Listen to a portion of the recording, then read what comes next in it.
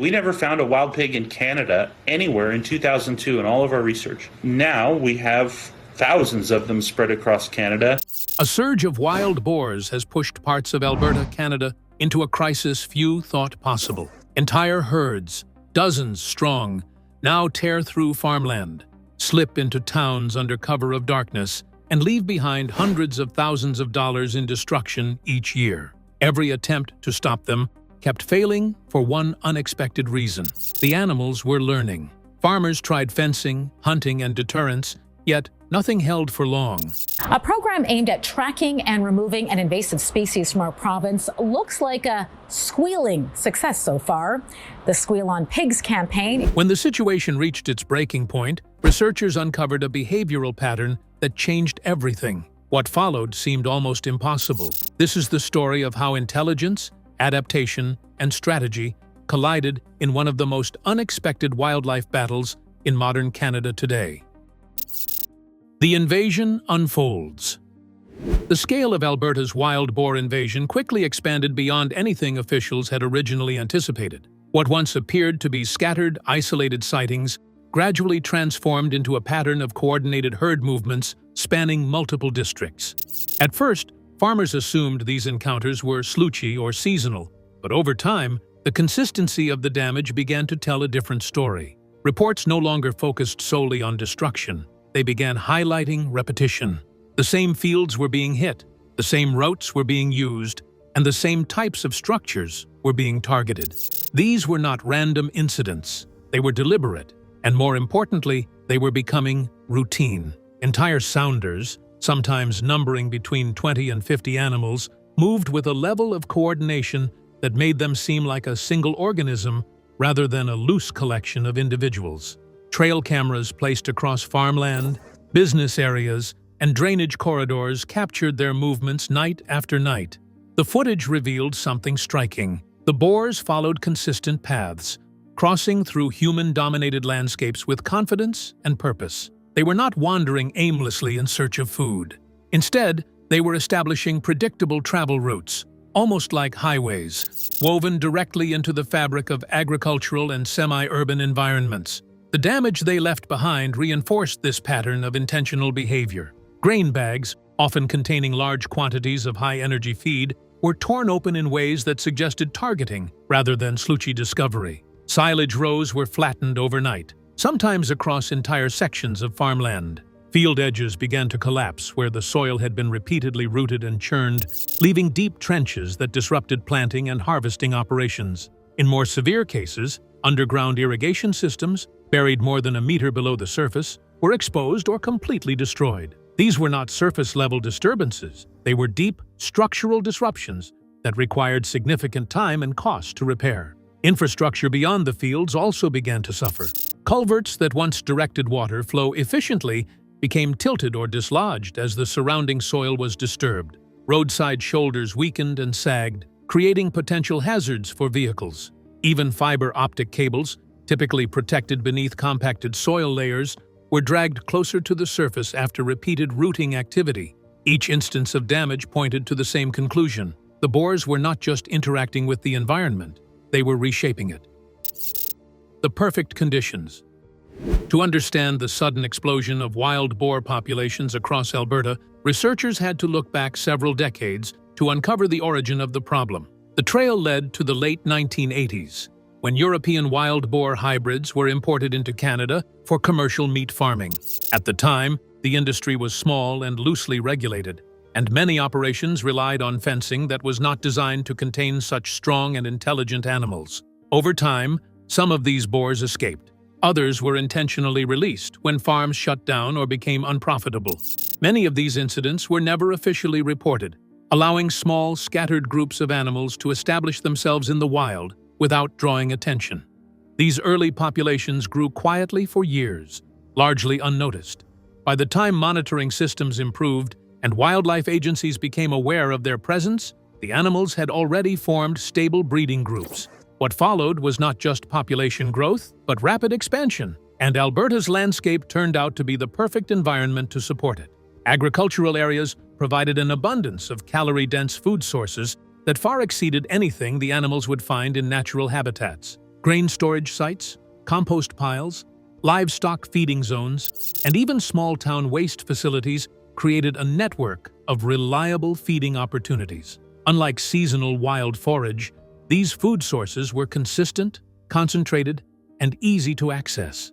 A single grain bag packed with high-energy feed could sustain an entire sounder for days, allowing populations to grow faster and healthier than they otherwise could. This abundance became even more critical during winter. As temperatures dropped and natural food sources disappeared beneath layers of snow and ice, wild boars were forced to adapt. Instead of struggling to forage in frozen ground, they shifted aggressively toward human-provided resources. Farms that had never experienced wildlife intrusion suddenly became hotspots for repeated nighttime activity. The speed of this adjustment surprised many landowners. After one particularly sharp cold snap, a farm documented 3 separate herds arriving within a 48-hour period, each targeting different food sources on the property. In another case, repeated visits to a silage pit caused so much ground disturbance that the area became unusable for heavy machinery. The soil, churned night after night, lost its structural integrity, turning into a hazard rather than a resource. As the pressure increased, farmers turned to traditional defenses, but these methods began to show clear limitations. Fencing, long considered a reliable barrier, failed in unexpected ways. It wasn't necessarily poorly built. Rather, the changing environmental conditions worked against it.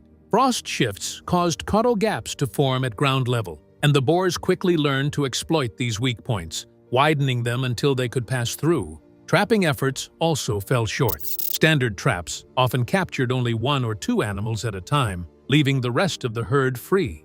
Worse, those remaining animals seemed to learn from the experience. Once a trap was encountered, even indirectly, entire sounders began avoiding similar setups altogether. Hunting, which was initially expected to reduce populations, sometimes made the situation worse. Instead of eliminating herds, it scattered them. Survivors moved into new territories, spreading the problem across a wider area. In some cases, farms that had never previously seen boar activity began reporting damage shortly after nearby hunting efforts took place. Each failed attempt carried an unintended consequence. It didn't just fail to solve the problem, it educated the animals. The boars adapted quickly, changing their behavior, movement patterns, and feeding habits in response to pressure. By the end of the season, one conclusion had become impossible to ignore. The balance of advantage had shifted completely. The environment, shaped by agriculture and human activity, was no longer a barrier to the boars. It was a system that supported and accelerated their growth. The animals that learn.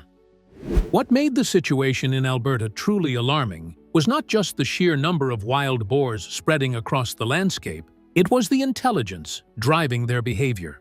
At first glance, the destruction they caused could be mistaken for instinctive foraging. But as researchers and wildlife officers reviewed field data and camera footage, a more complex picture began to emerge. These animals were not simply reacting to their environment. They were studying it, testing it, and learning from it in ways that challenged long-held assumptions about wildlife behavior. Field footage provided some of the clearest evidence. Boars were observed approaching fences with caution, pausing as if assessing the structure before making contact. Instead of charging randomly, they pressed against specific points, often targeting areas where tension appeared weakest. When those attempts failed, they didn't abandon the effort. They returned night after night, applying pressure to the same locations until the barrier eventually gave way. When a fence finally collapsed, it was not the result of chance. It was the outcome of repeated testing and deliberate exploitation of a structural flaw. Hunting introduced an even more dramatic shift in behavior. In theory, hunting pressure should reduce population numbers or at least push animals away from vulnerable areas. In practice, it often had the opposite effect. After just one unsuccessful attempt to remove a herd, entire sounders began altering their routines almost immediately. Feeding times shifted from early evening to the darkest hours of the night, when human activity was lowest. Travel routes that had been used consistently for months suddenly went quiet. In some cases, bait sites that once attracted dozens of animals were completely ignored, as if they had been permanently marked as unsafe. This wasn't random avoidance. The boars weren't reacting blindly to danger. They were adapting their behavior based on experience. They didn't need direct confrontation to learn. Even subtle disturbances, such as unfamiliar scents or changes in the ground, were enough to trigger a response. Biologists studying these patterns began to identify a structured dynamic within sounders. Certain individuals appeared to take on the role of scouts, moving ahead of the main group to evaluate new areas. These scouts displayed heightened sensitivity to changes in their environment. They paused at unfamiliar smells, investigated disturbed soil, and reacted quickly to anything that seemed out of place. If a potential threat was detected, they would retreat without hesitation, and the rest of the herd would follow. This system allowed entire groups to avoid danger without ever fully encountering it. The learning process was not limited to a single animal. It spread rapidly throughout the sounder. A negative experience affecting just one or two individuals could influence the behavior of dozens. Within a short period, entire herds could change their movement patterns, feeding habits, and habitat use based on limited exposure to risk. The implications of this were significant. Traditional control methods, fencing, trapping, and hunting, were designed with the assumption that animals would respond predictably to pressure. But in this case, those methods were not just falling short. They were actively making the problem worse. Partial success did not weaken the population. Instead, it created survivors that were more cautious, more aware, and far more difficult to manage. Each failed trap taught the boars to recognize and avoid similar setups. Every missed shot reinforced their tendency to move under deeper cover and at less predictable times. Even minor disturbances, such as human scent or altered terrain, became signals that triggered avoidance behavior. Over time, these lessons accumulated. The boars were not just surviving, they were improving. Their ability to learn from experience and adjust accordingly gave them a significant advantage over the systems designed to control them. And perhaps most concerning of all, they were learning fast. The breakthrough strategy.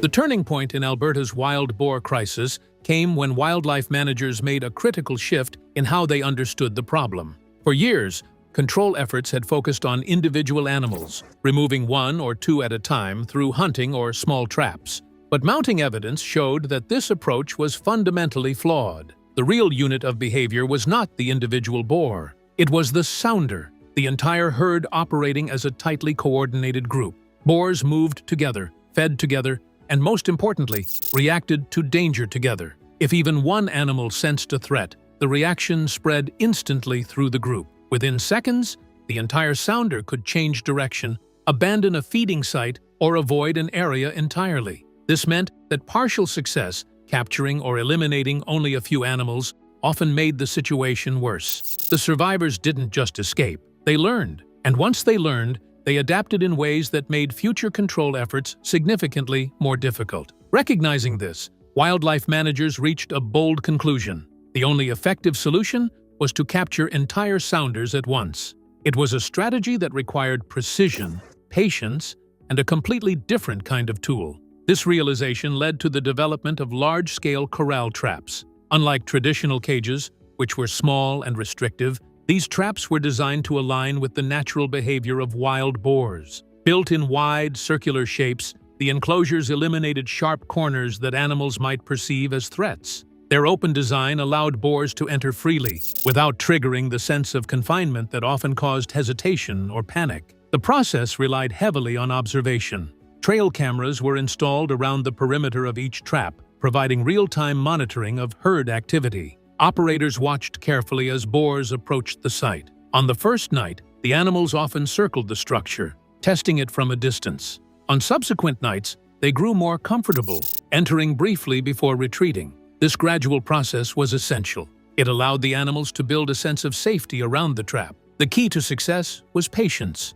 Instead of triggering the trap at the first opportunity, operators waited. They observed the entry patterns, counted the individuals, and monitored the behavior of dominant members within the group. Only when every member of the sounder, adults, juveniles, and piglets, was confirmed to be inside, did they act. At that precise moment, the trap was triggered. The gate dropped instantly, sealing the enclosure in a fraction of a second. There was no time for alarm calls, no chance for a single animal to escape and warn the others. The entire herd was contained at once. This detail made all the difference. With no survivors left behind, there was no opportunity for learning. The cycle of adaptation, where failed attempts made future efforts harder, was effectively broken. To further improve the system, wildlife teams developed specialized bait mixtures designed to overcome the boar's growing caution. Standard corn, once effective, had become unreliable in areas where animals had experienced hunting or trapping pressure.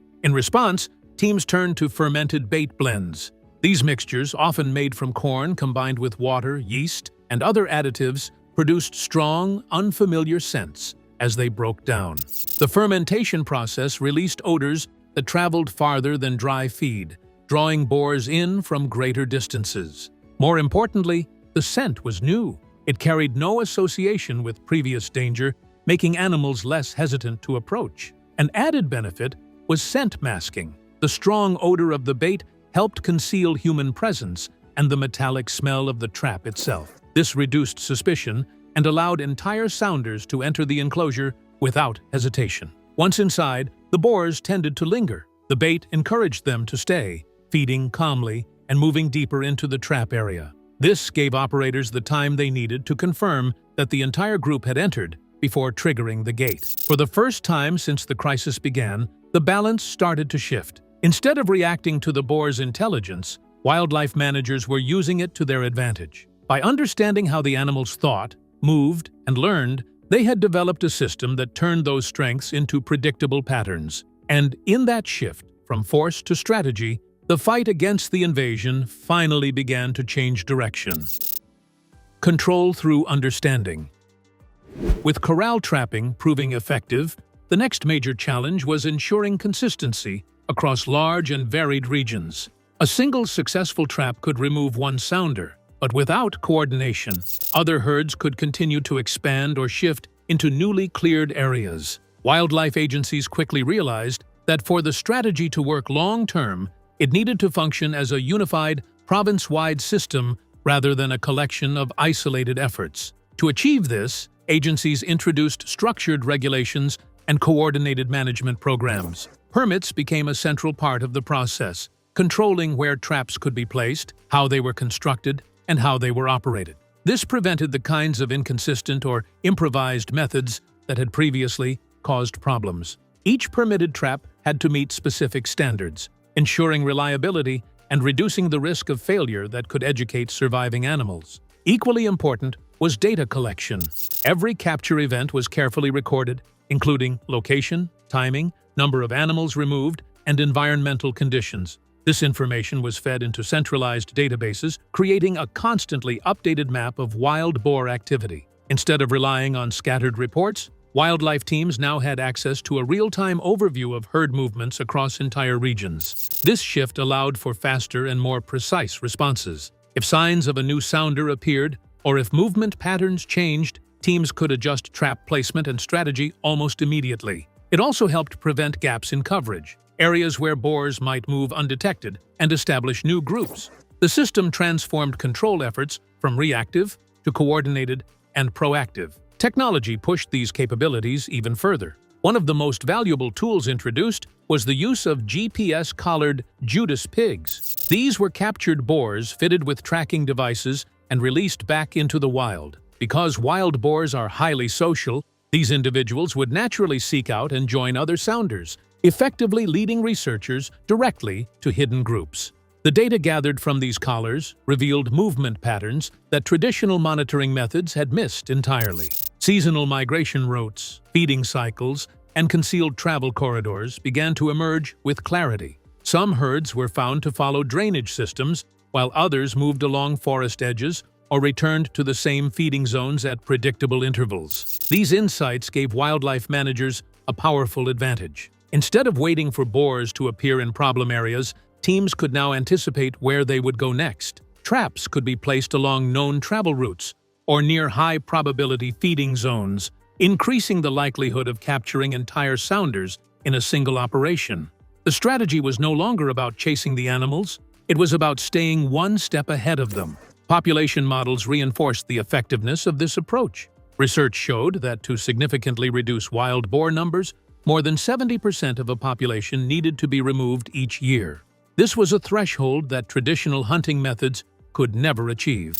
Even with intense effort, hunting typically removed only a small fraction of animals, while simultaneously making the survivors more cautious. Corral trapping, however, changed that equation. By targeting entire sounders instead of individuals, it allowed wildlife teams to reach the necessary level of removal. And because the system minimized the chance of escape, it prevented the behavioral learning that had undermined earlier methods. The results were clear.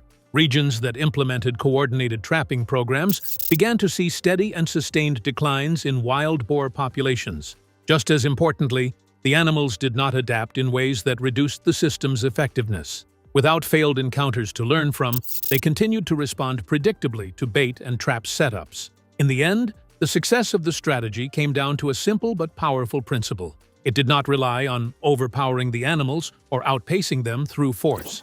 Instead, it worked by understanding how they behaved and using that knowledge to guide every decision. The wild boar crisis in Alberta revealed something unexpected. Intelligence alone isn't what makes a species dangerous.